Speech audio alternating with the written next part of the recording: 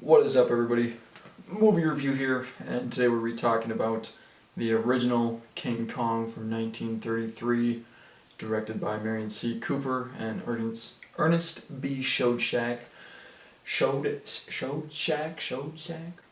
Very fucking weird name. The reason why we're going to be talking about this is because the new Godzilla is coming out at the end of the month, and I figured I would take it all the way back to the beginning of this kaiju giant monster movie, craze. I guess it's not really a craze, but take you back to the beginning of it all.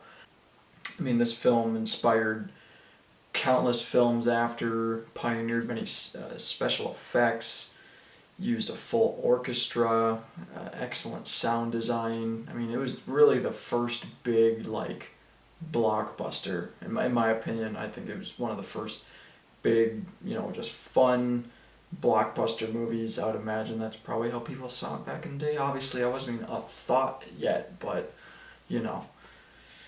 that's how I imagine it went down. So I think most people know the plot of King Kong, but if you don't know, a film crew takes a maiden voyage to some uncharted island called Skull Island to do some filming and hopefully make a shit ton of money and get a bunch of fame and all that. They get a crew together in this movie, a ship captain named Jack, an actress named Anne, and then the main director, Carl Denham. Those are your main human characters in this movie. But that's actually kind of one of the interesting things about this movie. It is one of the first movies, once again, where the main character, the title character, was a special effect. He wasn't an actor per se. I mean, and that's something, interesting. I mean, obviously we see that nowadays, but that was kind of unheard of at the time.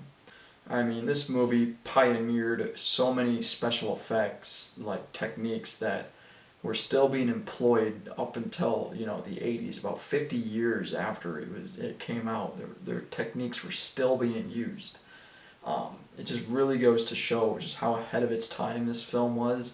And as someone like me, who loves stop motion and really does, appreciate the craft, the animation and the stop motion in this film is incredible. And it's done by Willis O'Brien, who was an absolute legend. And, he went on to inspire Ray Harryhausen, who would go on to inspire, Henry Selick and so on and so on. And it all started here. I mean, this art form that is stop motion animation, I think, really started here. Willis O'Brien did do films before King Kong, like The Lost World, I think, from 1920. But this was this big movie that everybody knows him for, if you do know him at all. This movie had a full orchestra. I mean, that's, once again, this is in an era where sound movies were just developing. I mean, they, with orchestras and sound design just in general. There's obviously, a talkie, character dialogue. It throws all of these elements into one movie in 1933. That's mind-boggling. That being said, obviously it's not absolutely perfect. Most of the characters are pretty one-dimensional. They don't go through any arcs. They're just kind of there to fight dinosaurs and get eaten. So they're pretty bland across the board. And I believe it's Fay Wray who plays, Ann Darrow, the lead actress character.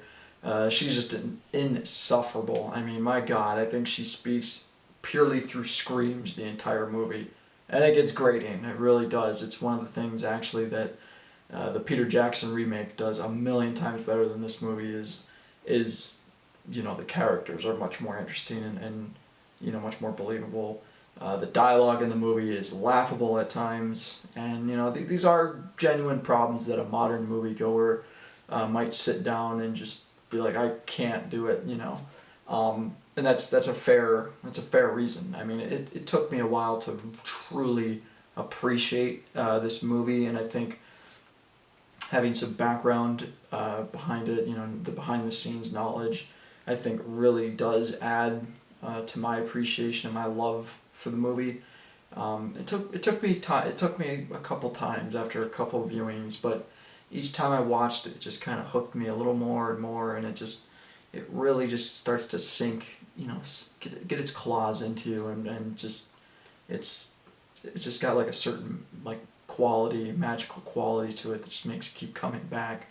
And you know, I've now written an entire, you know, essay on just pretty much this film and its importance to cinema and American cinema, and it's crazy every time you watch it. It's just like there's so much detail in the backgrounds and in the foregrounds and all these little things done with the special effects. It's just like, ugh.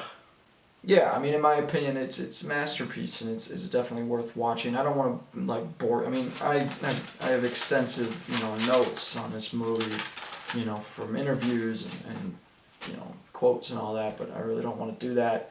I think it's a movie that you just need to go and see and check it out, because it's where all these monster movies started, and it inspired Godzilla, which would go on to open just the floodgates of all these giant monster, you know, guy in rubber suit movies. And it all started with the original King Kong. So watch the movie and then watch the documentary, which is about, with any Blu-ray or any DVD copy of the movie, there's like an 8-part documentary. I definitely recommend watching that. It is incredible. One of the best like behind the scenes documentaries I've ever seen. Definitely see that after you watch the movie, and I think it'll give you a new perspective on the film.